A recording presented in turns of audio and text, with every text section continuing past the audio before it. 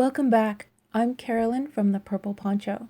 Today, we're making stitch markers for your knit and crochet projects. You will need straight pins, lobster clasps, rounded pliers, regular pliers, and any beads of your choice. I'll have all the links on my website for this tutorial. These are fun to make, fun to use, and fun to give away as little gifts. So let's get started. To begin, using your straight pin, string on the beads in the order of your choice, leaving about 1/2 inch at the top of the pin without any beads.